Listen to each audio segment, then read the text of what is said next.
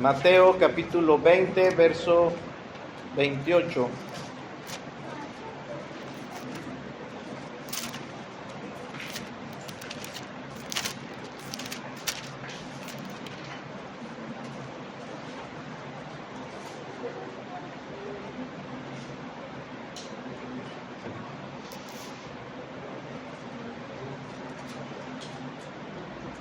El domingo pasado hablábamos acerca de esa tercera y última ocasión en que Jesús anunció su muerte a sus discípulos. Bueno, uno hubiese esperado que después de ese anuncio tan claro, tan sencillo y tan claro, pues los discípulos pues hubiesen entendido, hubiesen reaccionado.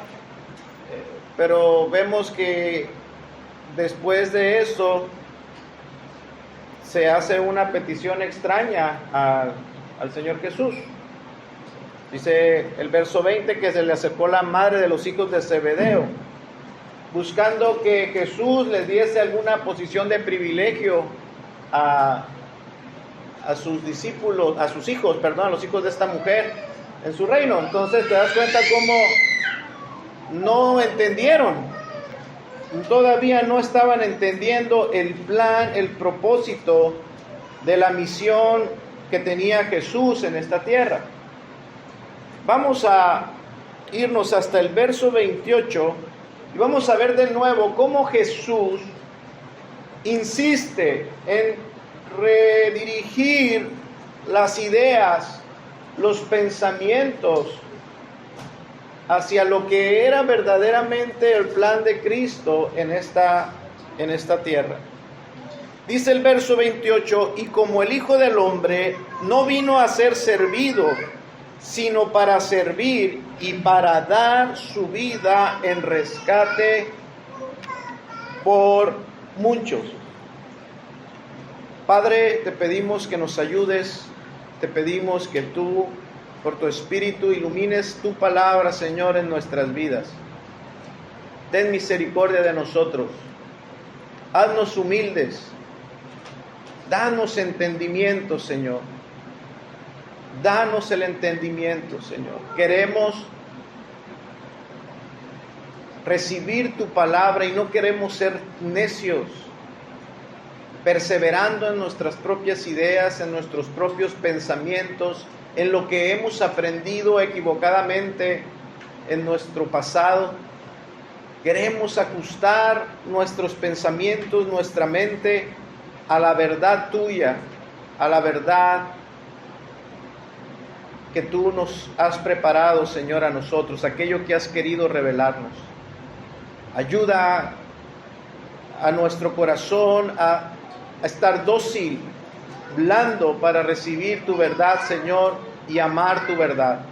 En el nombre de Cristo, nuestro Señor Jesucristo, te lo pedimos. Amén. Amén. La gran mayoría de los cristianos conocen muchas historias de la Biblia. Se espera que un cristiano por lo menos haya leído la Biblia en alguna ocasión. Y si tú hablas con cualquiera de quien profesa ser cristiano, seguramente va a contarte y te va a decir: yo conozco esta historia de la Biblia, yo conozco la historia de la creación, la historia de la Torre de Babel, yo conozco la historia de Noé, yo he leído la Biblia, yo conozco la historia de la liberación del pueblo de Dios de Egipto por medio de Moisés, conozco la historia de David y Goliat, por supuesto. Conozco la historia de los milagros de Jesús y la muerte y la resurrección de Jesús que está allá en la Biblia. Pero tristemente, aunque la mayoría de los cristianos conocen muchas historias de la Biblia, muchos de ellos aún no se dan cuenta de la gran historia que está en la Biblia.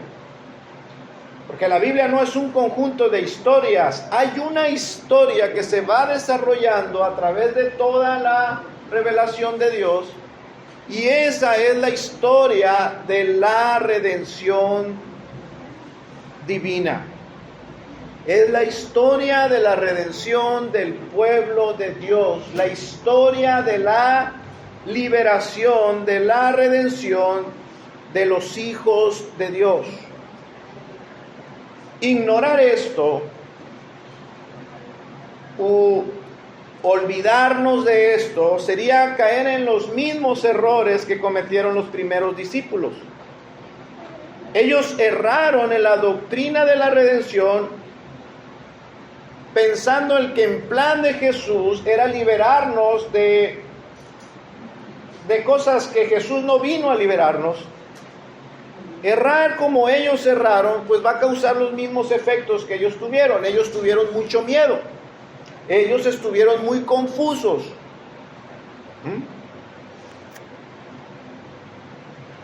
Cuando ellos se equivocaron, porque no entendían el plan de Dios y no entendieron de a qué vino a liberarnos Cristo, entonces ellos erraron en sus expectativas acerca de Jesús.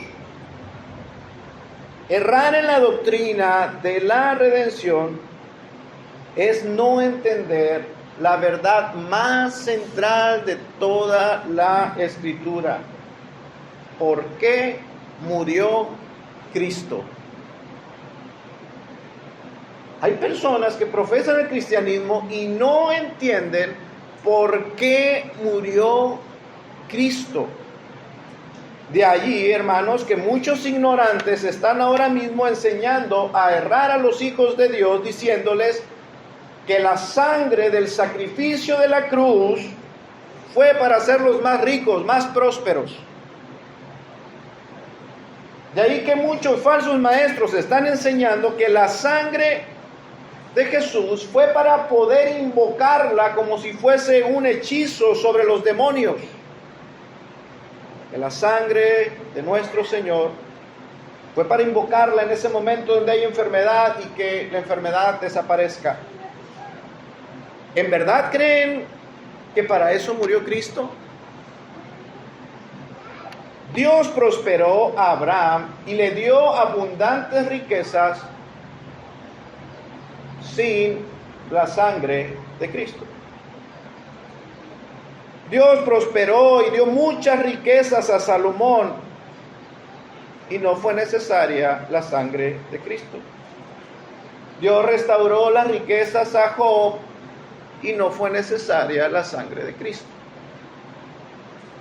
En el Antiguo Testamento está lleno de milagros que Jesús hizo y aún no había sido derramada la sangre de Cristo. Fue por el poder de su palabra. Jesús realizó incontables milagros y señales, y allá están los milagros del Antiguo Testamento y los milagros del Nuevo Testamento. Y cuando vemos a los apóstoles, ellos nunca invocaron la sangre de Cristo para hacer alguna señal. Pero muchos ahora están enseñando a los hijos de Dios a usar y voltear a ver el sacrificio como un amuleto para obtener todo lo que tú quieras. Ahora, ¿cuál es el propósito? ¿Cuál fue el propósito? ¿Por qué murió Cristo? ¿Cuál fue el propósito de su sacrificio? Bueno, escuchemos a Jesús mismo. Dice nuestro texto que Jesús dijo: yo no he venido para ser servido, sino para servir. Aquí está el propósito de Cristo, de su sacrificio, para dar su vida en rescate por muchos. Jesús vino en una misión de rescate. Vino a rescatar, a liberar. Pero el asunto es, ¿liberarnos de qué? Bueno, vamos a responder a 4 preguntas en esta mañana. ¿De qué necesita el hombre ser rescatado? ¿Quién es el único que puede rescatarnos? ¿Cuál es el costo de nuestro rescate? Y 4, ¿cuál es el resultado de ese rescate? ¿De qué necesita el hombre ser rescatado? Yo sé que si me acerco a algún incrédulo y le digo: mira, Cristo quiere salvarte.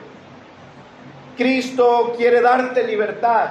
Si yo llego presentando el Evangelio de esa manera, o si uso un lenguaje más incomprensible para él y le digo, mira, Cristo quiere redimir tu vida, bueno, probablemente no va a entender nada.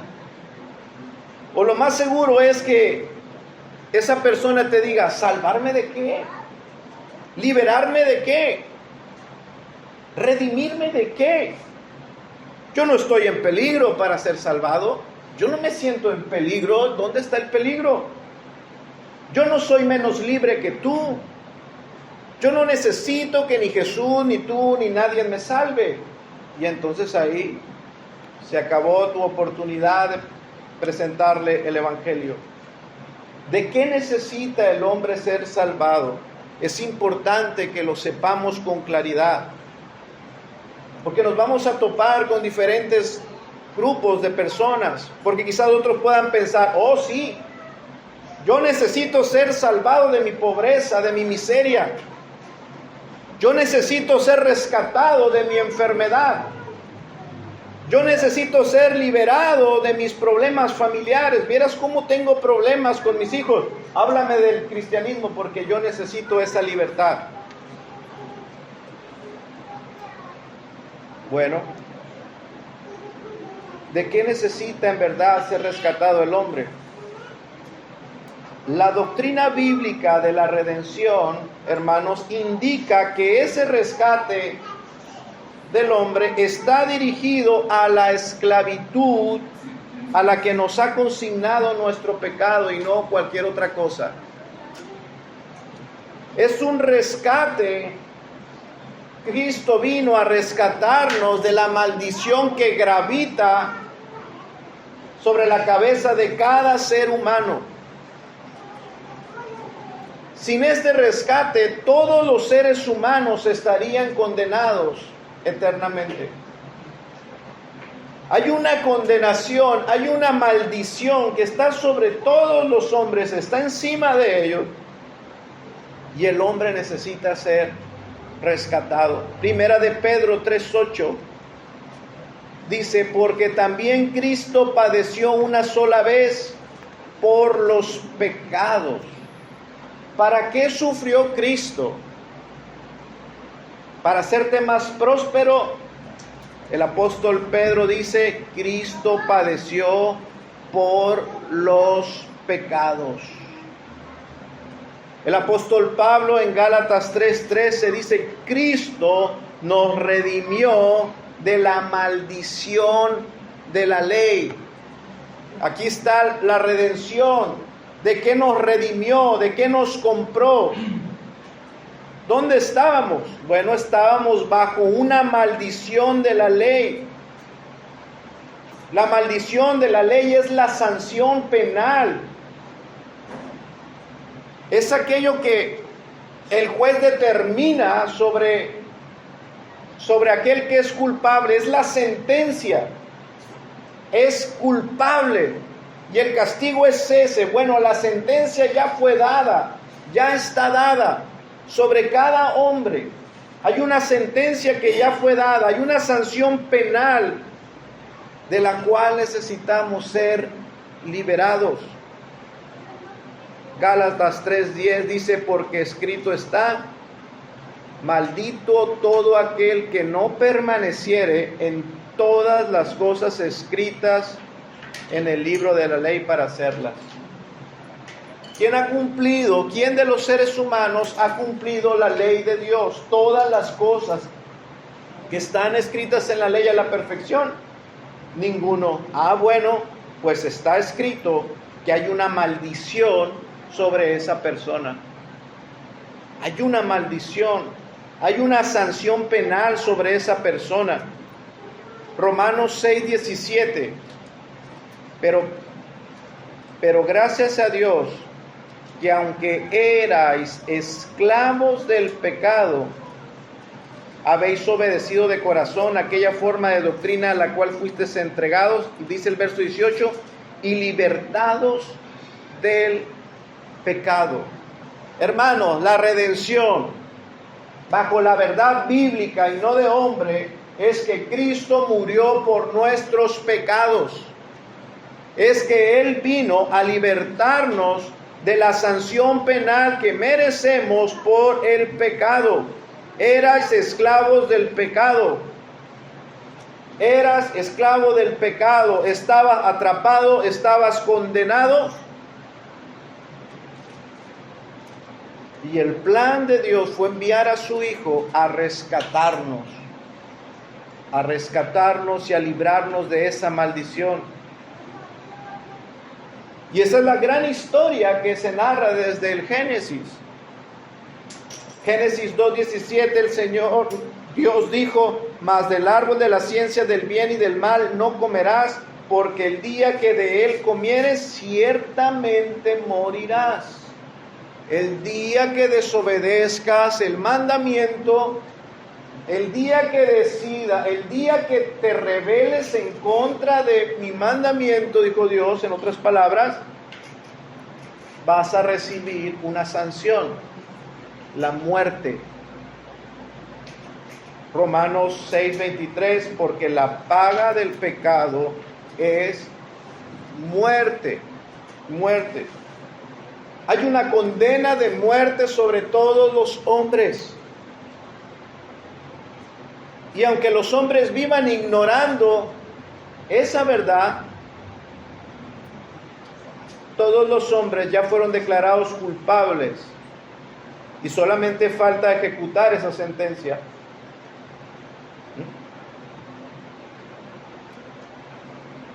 Ya fue dada. El juez ya dio la sentencia. No hay un juicio que hacer para determinar si el hombre es culpable o no. La sentencia ya fue dada. Todos son culpables.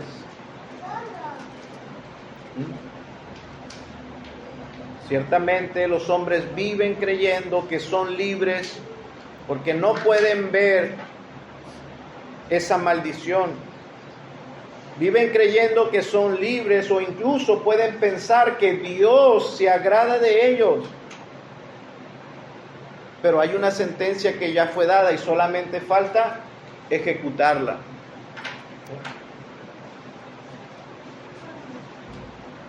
Jesús dijo en el Evangelio de Juan, capítulo 3, verso 18, el que no cree ya ha sido condenado.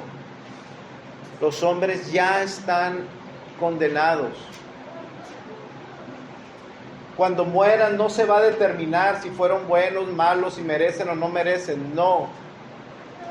Por cuanto todos pecaron, están destituidos de la gloria de Dios. Todos los hombres nacen pecadores y nacen con una sentencia de muerte sobre ellos. Ya han sido condenados, dijo Jesús. Yo no he venido a condenar mundo. Por eso Jesús dijo, yo no los he venido a condenar, porque ustedes ya están condenados. Yo he venido a salvarlos, a redimirlos de su pecado, porque ustedes ya están condenados. Y esa es la redención que ofrece Cristo, una redención por nuestros pecados, porque la paga del pecado es muerte. Primera de Juan 1:8. Lo acabamos de leer hace unos minutos. Si afirmamos que no tenemos pecado, nos engañamos a nosotros mismos y no tenemos la verdad. Que todos tenemos pecado.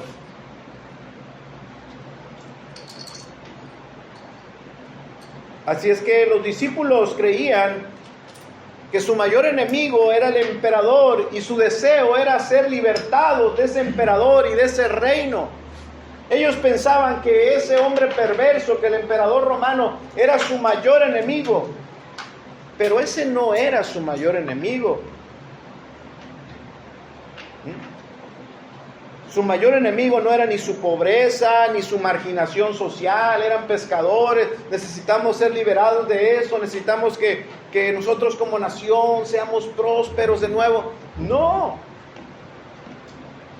Ni siquiera Satanás era el peor enemigo de los discípulos.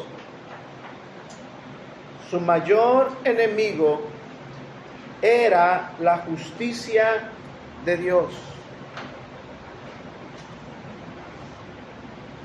¿Cuál es el mayor enemigo de todo incrédulo que no ha venido a Cristo? La justicia de Dios.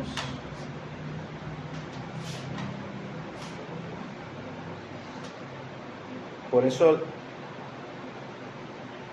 Romanos 5:10 dice, porque si siendo enemigos fuimos reconciliados con Dios por la muerte de su Hijo, mucho más estando reconciliados seremos salvos por su vida.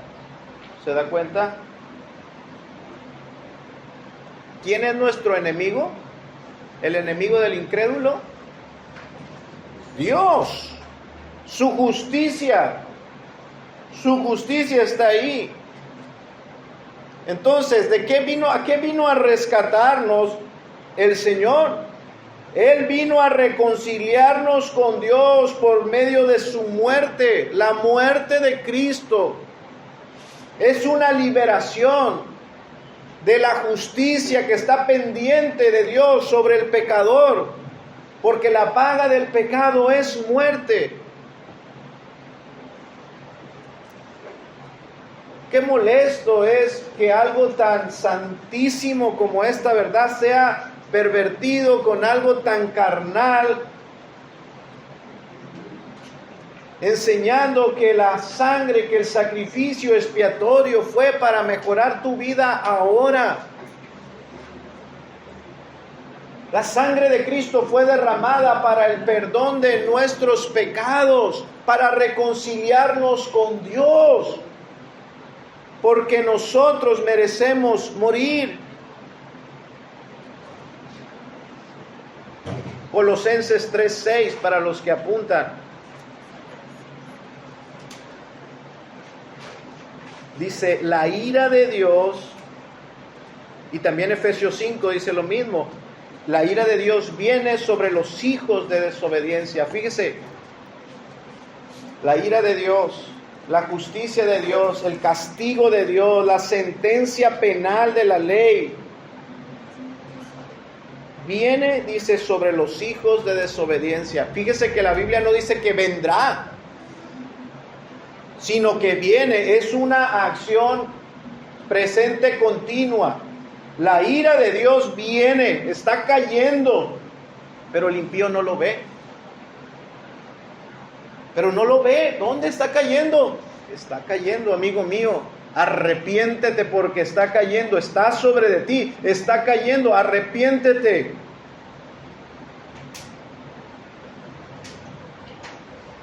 Ahora, en nuestro pasaje, estas palabras Jesús se las da a sus discípulos. Discípulos que eran pecadores. Discípulos que estaban condenados a muerte, que tenían problemas con la justicia de Dios. Hombres que no eran distintos a nosotros, estaban cerca de Jesús, pero tenían el mismo problema que todos los seres humanos. La ira de Dios estaba sobre ellos, estaba descendiendo sobre de ellos, y Jesús, nuestro Salvador, les aclara esto. Yo he venido para dar, para rescatar a muchos, y entre ellos, todos esos muchos estaban ellos. Ellos estaban condenados a muerte también, aunque no lo miraban. Así es que la doctrina bíblica sobre la redención indica que todos los hombres necesitan ser redimidos, salvados, libertados, sientan su necesidad o no de ser libertados, necesitan esa redención. Lo crean o no, todos necesitan un redentor para ser libres. Todos los hombres están bajo el dominio del pecado y no pueden quitarse ese yugo por sí mismos porque son esclavos del pecado, porque el que comete pecado, esclavo es del pecado. Así que si el Hijo os libertare, dijo el Señor, seréis verdaderamente libres. Y aquí nos lleva esto a nuestra segunda pregunta. ¿Quién es el Redentor? ¿quién puede ser el Redentor de los hombres? Jesús. Él es el único que puede libertarnos verdaderamente de esta condena penal. Es Jesús quien vino como el Redentor de su pueblo. Solamente Él puede redimirnos del pecado. Primera de Timoteo 2:5. Porque hay un solo Dios y un solo mediador entre Dios y los hombres, Jesucristo hombre, el cual se dio a sí mismo en rescate. Aquí tenemos la palabra otra vez, en rescate por todos. Hay uno solo. Tú no puedes liberarte, tú no puedes pagar el precio de tu rescate porque eres un pobre miserable que no tiene nada que ofrecer, porque no hay nada valioso en ti, porque todo lo que haces solamente es malo. Tú no puedes pagar el precio de tu rescate. Nadie puede pagar el precio de tu rescate porque todos son idénticos a ti. Todos son esclavos del pecado. ¿Quién entonces podrá salvarte? El que no conoció pecado.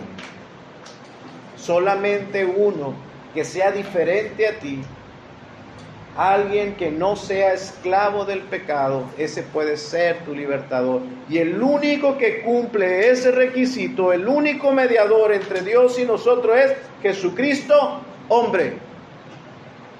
Alguien semejante a nosotros, pero diferente también. Uno como nosotros, pero sin pecado. Jesucristo, hombre. Gálatas 3:13 se nos dice que el Redentor es Cristo. Es Cristo quien nos redimió de la maldición de la ley. No hay otro. En el Antiguo Testamento la esperanza de Job, de David y de los profetas era que un día vendría un Redentor. Y Job pudo decir: yo sé que mi Redentor vive y que al final triunfará sobre la muerte. Soy un pecador. Soy gusano, dijo Job. No hay poder en mí, no hay cosa buena en mí. Soy un miserable gusano. ¿Cómo pues se justificará el hombre ante Dios? ¿Cómo podrá ser libre de esa condenación? Él terminó concluyendo diciendo: yo sé que mi Redentor vive. Hay un Redentor, hay uno. Y al fin, ese Redentor triunfará sobre la muerte. Ellos pusieron su esperanza en un único Redentor, en uno que vive, en uno que triunfaría sobre la muerte. Y ese es Cristo, aquel que fue designado por el Padre para pagar el precio completo de nuestra libertad y salvar a los escogidos. Cristo es el glorioso comprador de nuestra redención. Él es el único que cumple todo lo necesario para ser un redentor eficaz. En la ley del Antiguo Testamento se requería que para poder redimir a alguien se tenían que cumplir algunas condiciones. Aquel que quería redimir y comprar a un esclavo tenía que tener la capacidad para pagar el precio. Tenía que tener la voluntad, no podía ser a fuerzas. Él tenía que querer redimir. Y además tenía que tener un parentesco con la persona. El pariente más cercano era el que tenía el mayor derecho de redimir, de salvar al cautivo. Así es que Cristo cumplió estos tres aspectos. Él tenía la capacidad, Él tenía con qué pagar una vida santa, una vida perfecta, que podría satisfacer la justicia de Dios. La vida que no podemos vivir, Él la cumplió, Él la vivió. La vida de perfecta obediencia, Él la poseía y con eso pudo pagar nuestra libertad. Él tenía la voluntad también de redimirnos. Él quiso Él quiso por amor, por obediencia a su Padre y por amor a nosotros, entregar su vida. Nadie me quita la vida, dijo Jesús, sino que yo la pongo. Hay voluntad, hubo voluntad en el Redentor para salvar a los pecadores. Nada fue a fuerzas. Había un sentimiento, un querer por libertarnos. Y por supuesto, Él se hizo uno de nosotros para ser nuestro pariente. Él se encarnó, siendo Dios, no estimó el ser igual a Dios como a cosa que aferrarse, sino que se humilló hasta lo sumo, hecho semejante a los hombres, y estando en la condición de hombre se hizo siervo hasta la muerte. Así es que Cristo es el único que puede salvarnos. Vamos entonces a nuestra tercera pregunta. ¿Cuál es el costo de nuestro rescate? Dice nuestro texto, Él no vino para ser servido, sino para servir y para dar su vida en rescate. El costo, el pago del rescate fue la muerte sustitutiva de Cristo. Su vida por nuestra vida, su muerte por nuestra muerte, su sangre por nuestra sangre. Dice la Escritura, porque sin derramamiento de sangre no hay perdón de pecados, no hay libertad. Se ha de hacer justicia. No serán libertados los cautivos si no se paga el precio, si no se satisface la justicia de Dios. Y para ello era necesario pagar, sufrir, derramar sangre y morir en el altar del sacrificio. Y eso fue lo que nuestro Señor Jesucristo cumplió para pagar el costo de nuestro rescate. Isaías 53:6 estaba profetizado: todos nosotros nos descarriamos como ovejas, cada cual se apartó por su camino, mas Jehová cargó en él el pecado de todos nosotros. Nuestra culpa fue puesta en este Redentor. Nuestro pecado fue puesto en él. Dios cargó en él toda nuestra culpa, toda nuestra maldad. Él se lo cargó a su Hijo para castigarlo y cumplir en él la justicia que demanda la ley. Entonces, que quede claro que la muerte de Cristo en la cruz es el pago de una condena, la condena del pecado. Que Cristo murió en la cruz llevando el pecado de su pueblo. Cristo está en la cruz, fue llevado ahí como nuestro sustituto redentor. Ahí se pagó el precio más alto, queridos hermanos. Ahí el Señor fue molido bajo la ira de Dios. Ahí fue abandonado por Dios. Y eso es justo lo que todos los hombres merecemos: ser abandonados por Dios, ser separados de Dios. Pero Dios, porque de tal manera, dice la Escritura, amó Dios al mundo, que nos ha dado a su Hijo unigénito, para que todo aquel que en él crea no se pierda, mas tenga vida eterna. Todos merecemos ser separados, abandonados total y absolutamente de las gracias de Dios, pero Dios nos envió a su Hijo. Dios nos envió a su Hijo para reconciliarnos con Él, y Él pagó el precio. Él fue abandonado en la cruz y Él dijo: Dios mío, ¿por qué me has abandonado? Al que no conoció pecado, por nosotros lo hizo pecado. Sustitución, intercambio. Por nosotros lo hizo pecado. El perfecto, el santo, el único bueno, fue hecho pecado para que nosotros fuésemos hechos justicia de Dios en Él.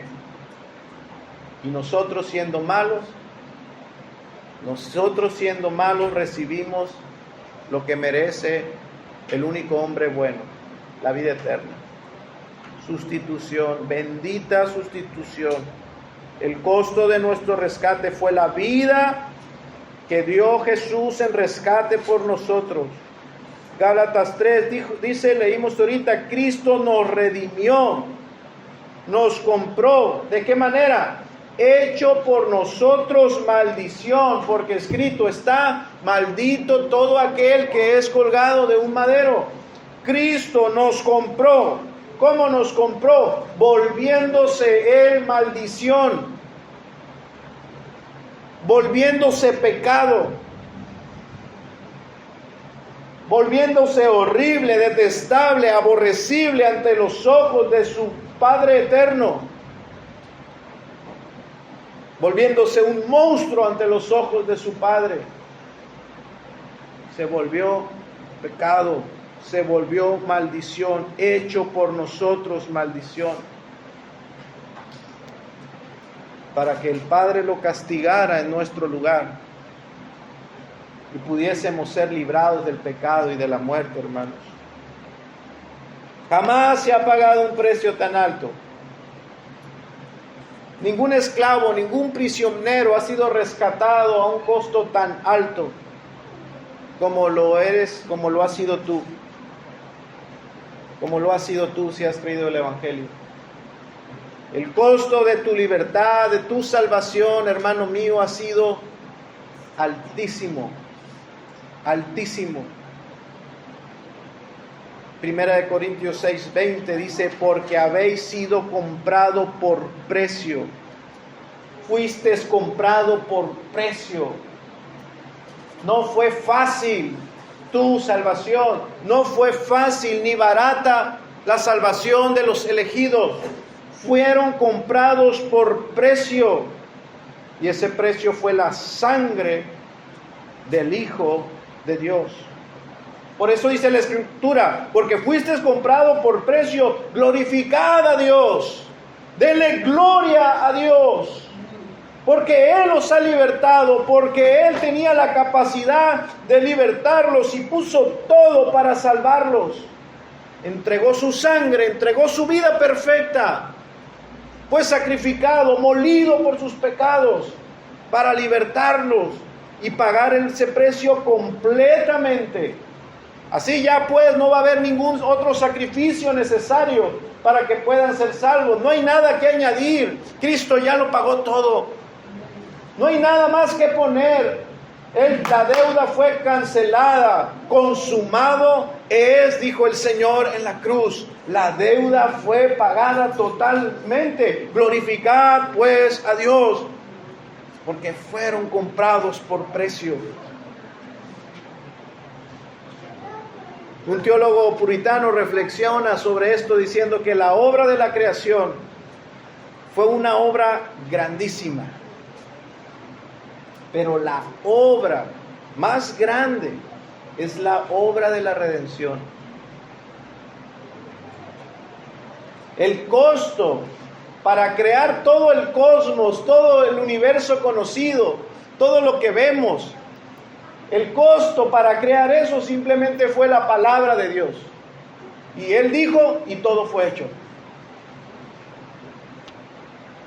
Pero para hacer de ti, querido hermano, una nueva criatura, para poder hacer de ti un hombre salvo, fue necesaria la vida de nuestro Señor Jesucristo, que Él fuera a morir en la cruz. El costo fue infinitamente más grande lo que se pagó para salvarte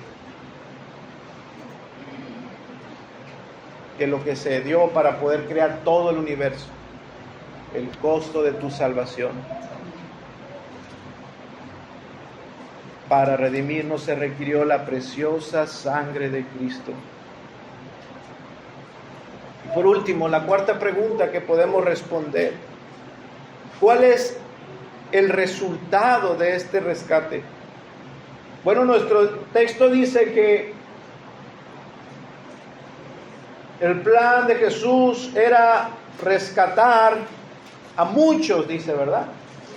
Y no voy a enfocarme ahora, no quiero hablar acerca del alcance de la salvación, porque ya hemos hablado de eso, ya hemos sido instruidos acerca de la doctrina de la expiación limitada, ¿verdad? Quiero enfocarme ahora en algo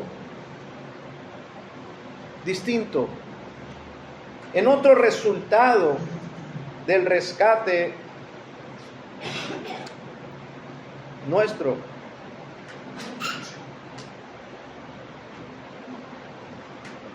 ¿Qué logró el Señor por ese sacrificio?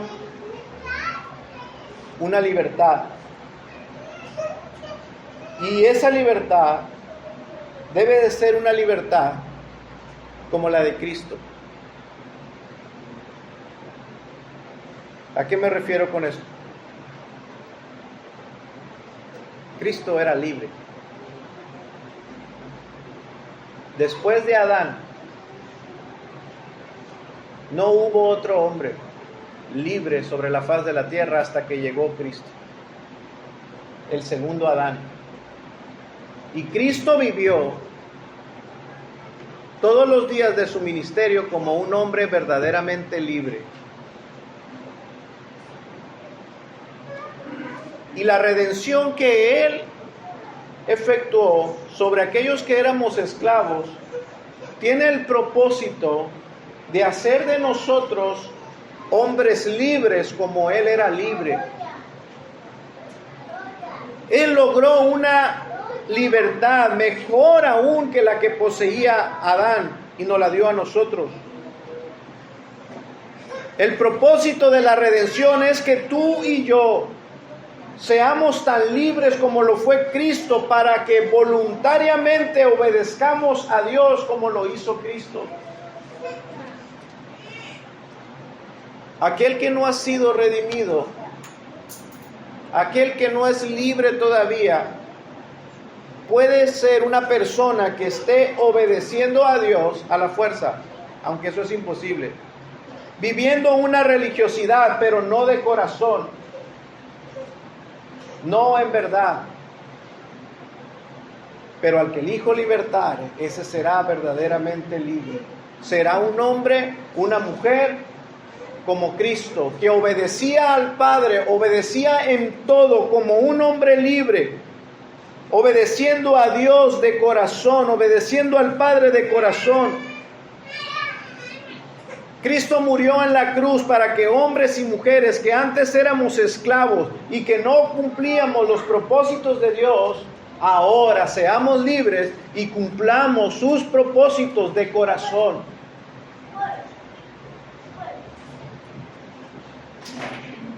¿Tú eres así de libre? ¿Reconoces que ahora eres así de libre? Eres libre como Jesús y ahora estás buscando obedecer a Dios de corazón, con sinceridad.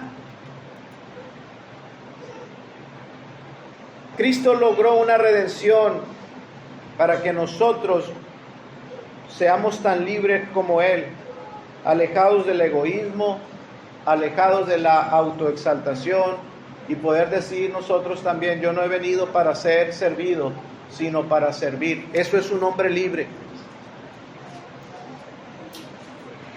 Yo no estoy aquí para estar viendo en qué tú me ofendes. Aquel hombre que vive ofendido no ha sido libre, no es libre. Cuando una persona que profesa ser cristiana vive ofendida, tendría que cuestionarse si tiene la libertad de Cristo.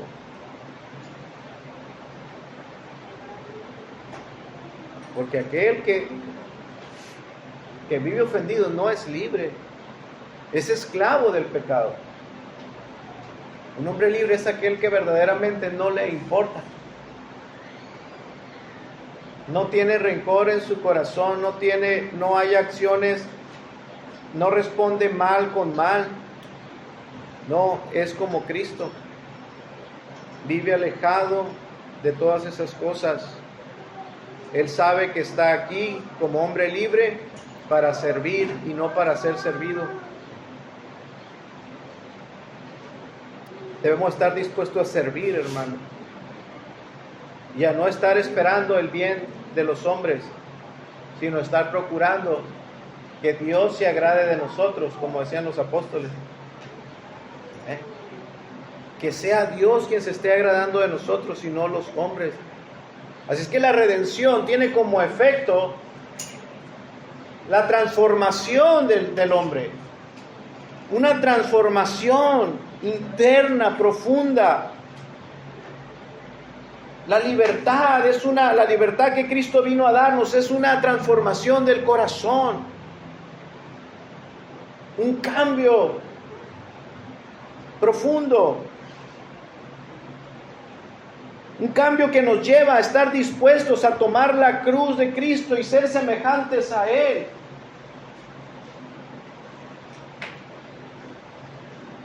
Solo un hombre libre puede dar amor sacrificial. Solo un hombre libre puede hacer eso. Puede amar sin ser amado. Solo una mujer libre puede ser así. Puede amar sin ser amada. Cristo amaba sin ser amado. Cristo servía sin ser servido.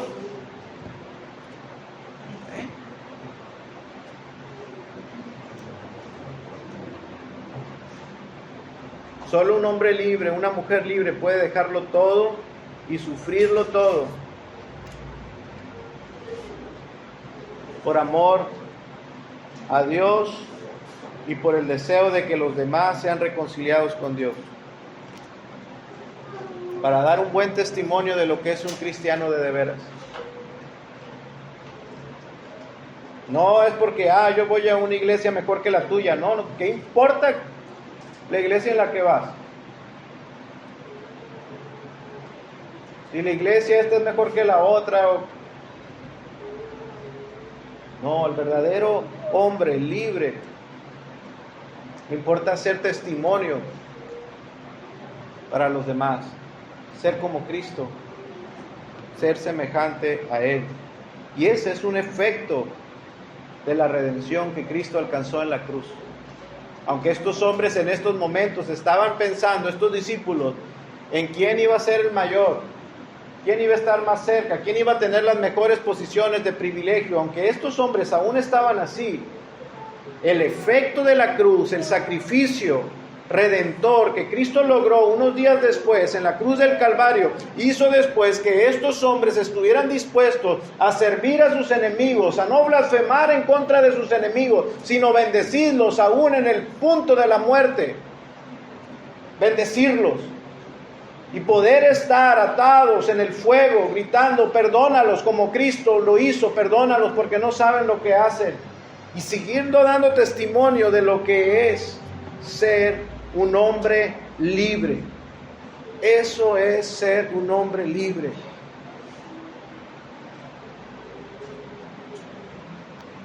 Yo quiero ser libre. Quiero ser más libre. Libre del pecado, libre del rencor, libre de la amargura. Yo cada día quiero ser más libre. Solamente lo haré si Cristo es formado en mí.